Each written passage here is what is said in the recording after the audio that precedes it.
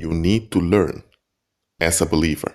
Not only as a believer, everyone should learn this because this is in your best interest as well as in the best interest of the community you live in. There are things you should do, but you're better off not doing. Let me repeat that. There are things you should do, but that you're better off not doing. For example, let's say you're on the bus and you have this guy walking in, very angry, with a hoodie on. His eyes are quite static, and he walks beside you and pushes you to the side.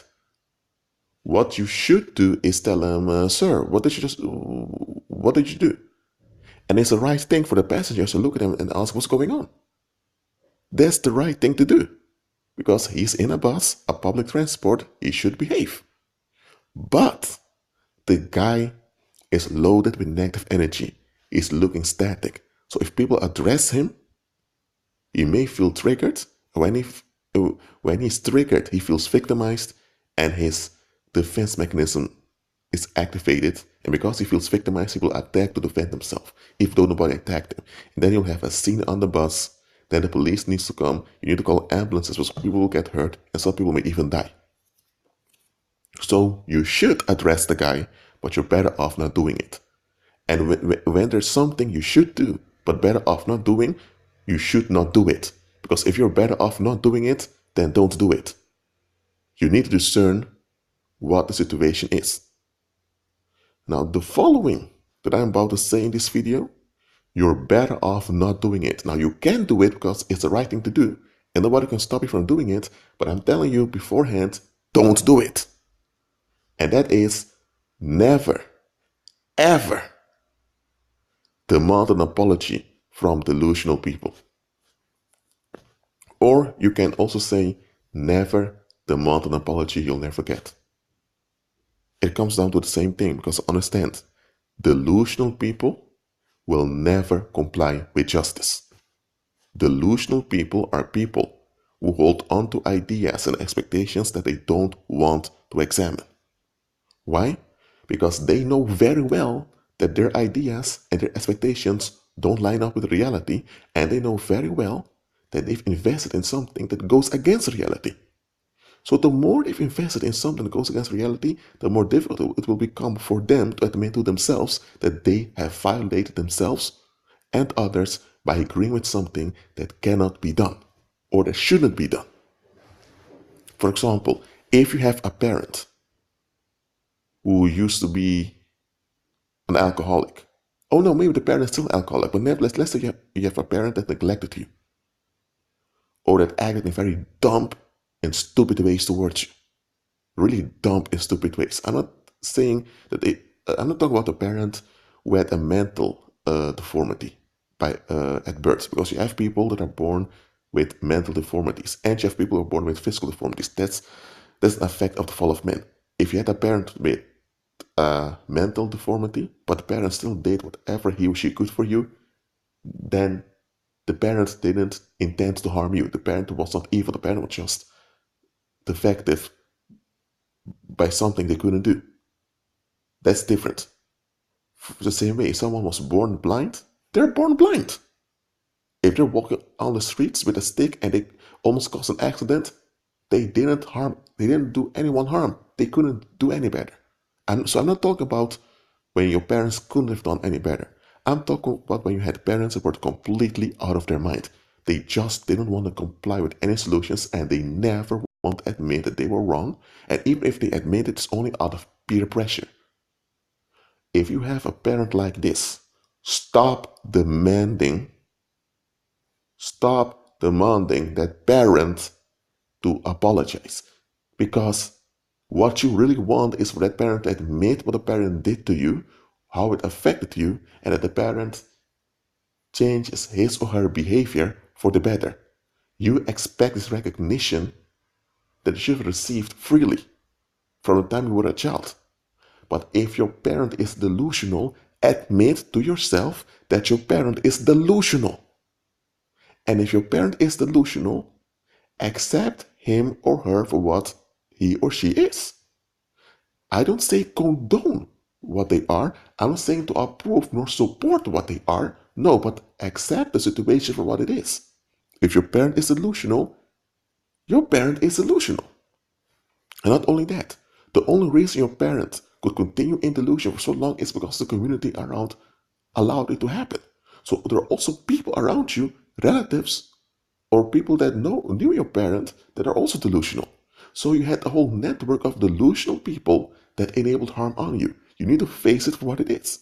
Because if your parent has to admit that your parent was wrong, all the other people that enabled your parent also have to admit they were wrong. And those other people have spouses, they have children, they may have jobs. Some have jobs where they have a high position, or they may have some social influence. Some are public figures. And understand, if all those people who allowed and enabled child abuse have to admit that they've enabled and allowed child abuse, what's going to happen to their marriages, to their friendships, to the relationships with their children and grandchildren? What's going to happen to the public trust in those people? It's going down. Their spouses will have to face that they're dealing with an enabler. And what if their marriage or wedlock was based on a positive view, a romantic view they had of one another? Then them admitting they're wrong is going to destroy that marriage. Then there's a divorce. Then the children have to face it. And if they are a public figure, they may lose their leverage, they may lose their income. The companies that sponsor them will also be affected by a bad reputation because they're dealing with an enabler. So this is something that will affect the whole society you live in. You might think, but Rashid, it's just my parents, just my mom or my dad. No, your mom or dad is an extension of the community you grew up in. And your mom and dad is also an extension of the society you're in.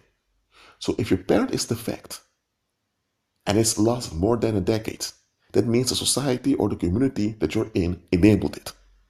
And all the enablers now have to apologize to you. They all need to change the behavior and they all need to make amends to you. But that's going to cost them their public esteem that they have. And it's this public esteem that motivates people to wake up every morning to go to their jobs. You don't see the bigger picture. You don't see how all of this is connected to one another. If the community or society grew up in enabled child abuse, that means that the community is inherently dysfunctional and defect, and that people need to reform that community or it must be dissolved.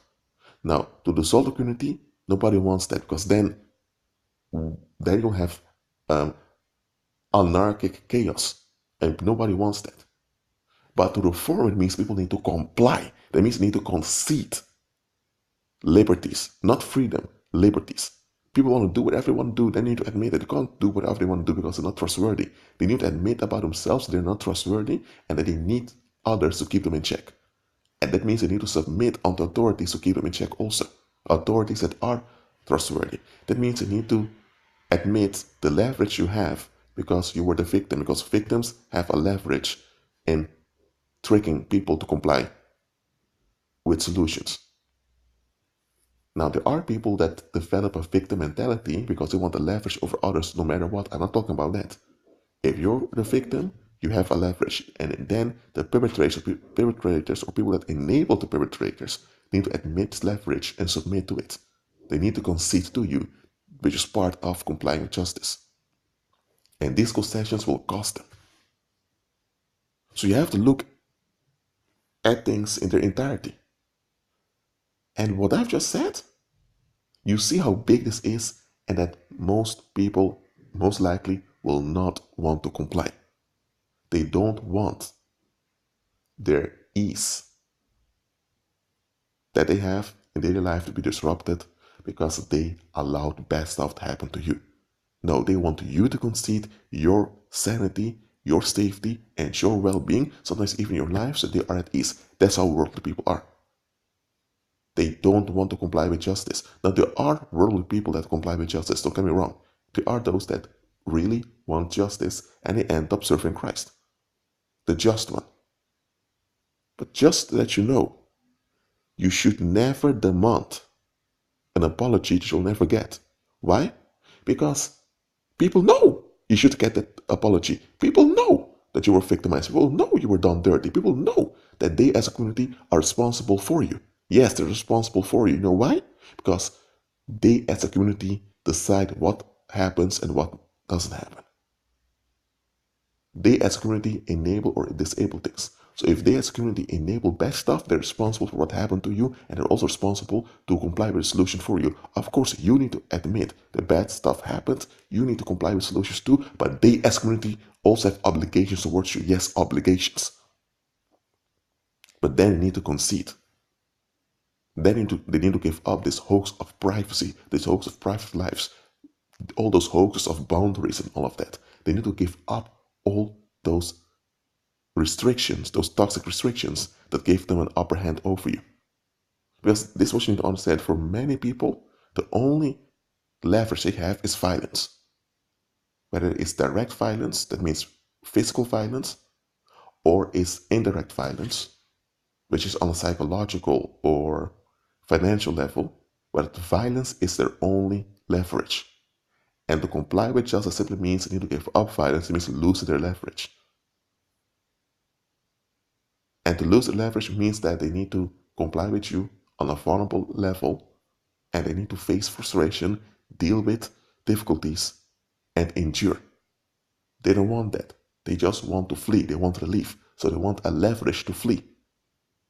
And they will never, under any circumstance, give up this leverage. Even when it appears like they're giving up the leverage only because they have something else to blackmail you or others with.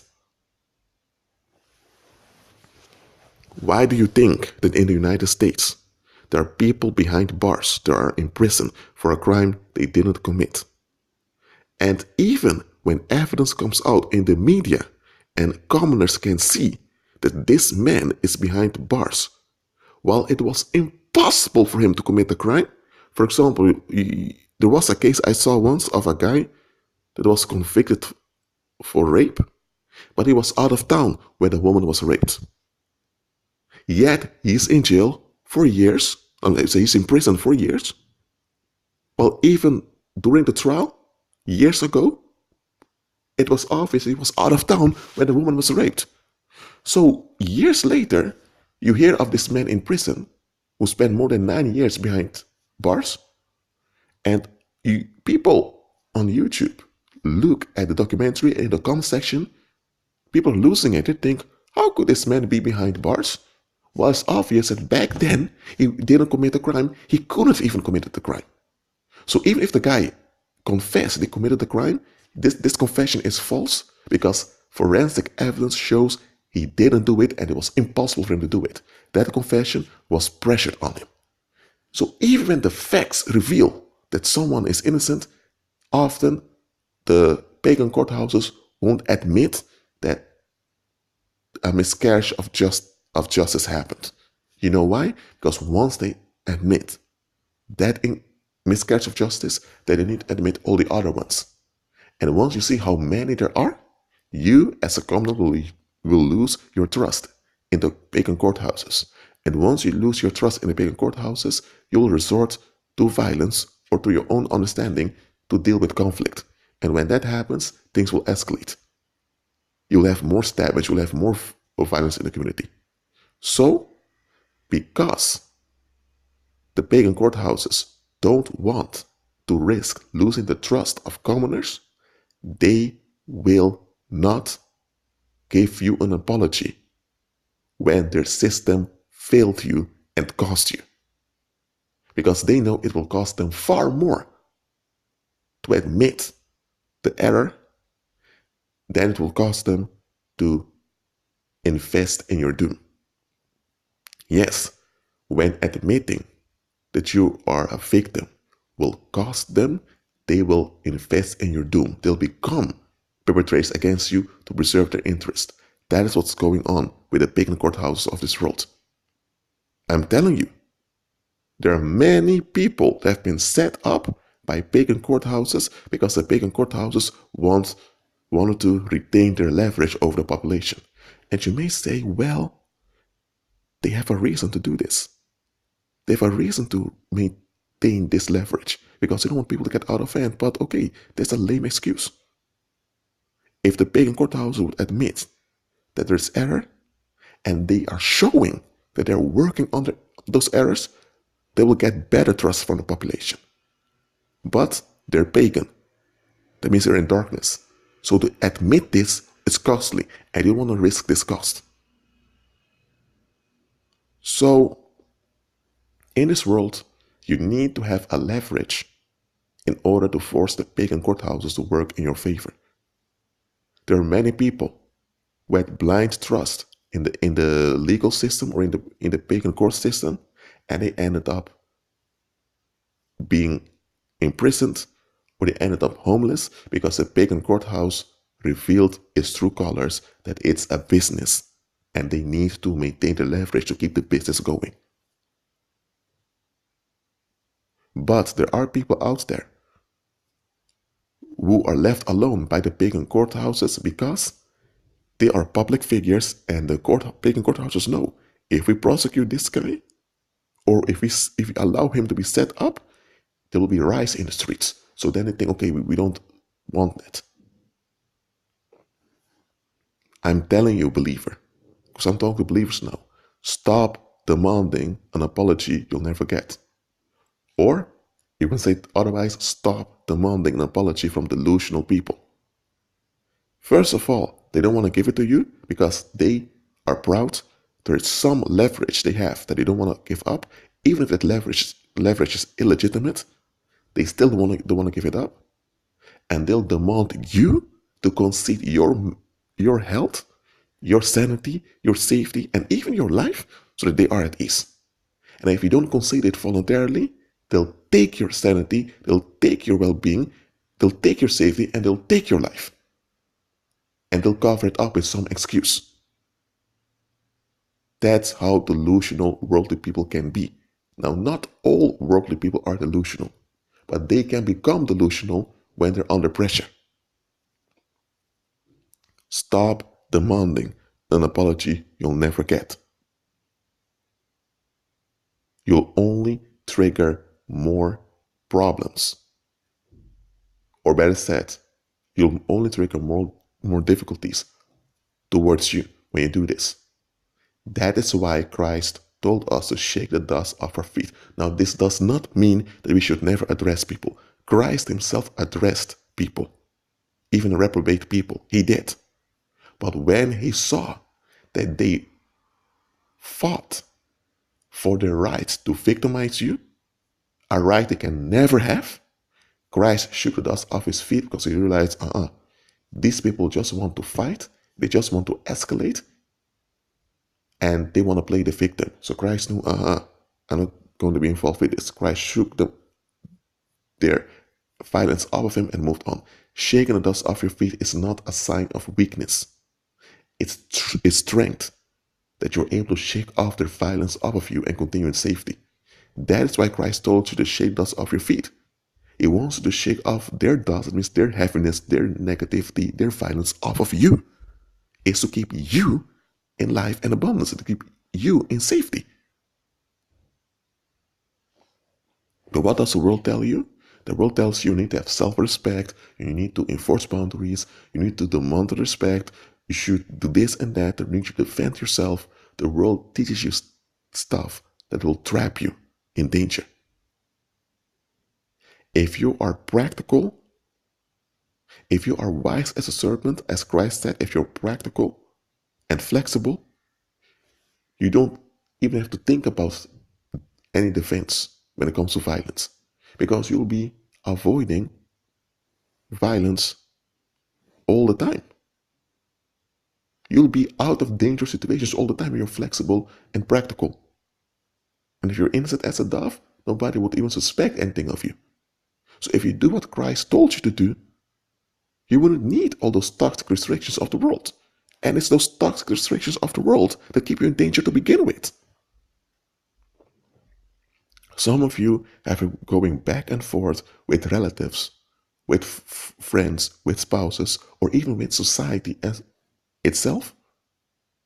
And they still, despite all those years, despite all the evidence, don't want to admit that they owe you something. Yes. When people owe you an apology, when they owe you justice, when they owe you Love and care when they owe you a humane treatment, when they owe you friendship, when they owe you stuff. When people owe you, but they don't want to admit that they owe you because they don't want justice, that's what they become. They'll become resentful. And they'll blame you for their neglect. Listen this, for some of you, this is what's going on. What I'm about to say now doesn't count for everyone. If it doesn't apply to you, it doesn't apply to you. Some of you are in marriages where the spouse refuses to have sexual intercourse with you. Marriage is a sexual relationship, but your spouse doesn't want to have sexual intercourse with you. That's a very abnormal thing. So even though you're married and therefore under some circumstances your spouse owes you sex, because that's what it is, marriage is a sexual relationship where you promise to look for each other's sexual needs. If someone does not do that, they're neglecting you. They owe you that part because you've agreed to it. So if you're in such a marriage and more than a year has gone by and someone doesn't want to comply with their sexual obligations towards you, when I say obligation, I'm not talking about a man wanting sex all the time and a woman just has to give into it. No, of course, a man has to be considerate towards his wife. But come on, it's a sexual relationship. It's a sexual agreement. So if you're in such a situation, when you're being deprived in your sexual needs in a marriage, why are you still in that marriage? Don't you realize this individual is delusional? You're in a sexual union, but you don't want to be sexual? What? Okay, let's say you go to a French restaurant. They have a French flag and all of that, a French name, but they don't serve any French food. You would think, what is this? Some of you have spouses you need to be delivered from, but you don't want to go through a divorce because then, people are going to talk this and that. Oh, I don't care if people are going to talk. Why are you stuck with a delusional creep that doesn't want to consider you, nor your safety, nor your sanity? Why are you with such a creep? Now, apart from the example of marriage, just look at your life in general. Are you tolerating creeps to exploit you? You can't prevent people from having an exploitative attitude towards you. That's their negativity. But you can shut down opportunities for them to act out their bad intentions. Are you enabling evildoers by demanding an apology that you'll never get? That's something you need to ask yourself. For now, keep agreeing with Christ and be at peace.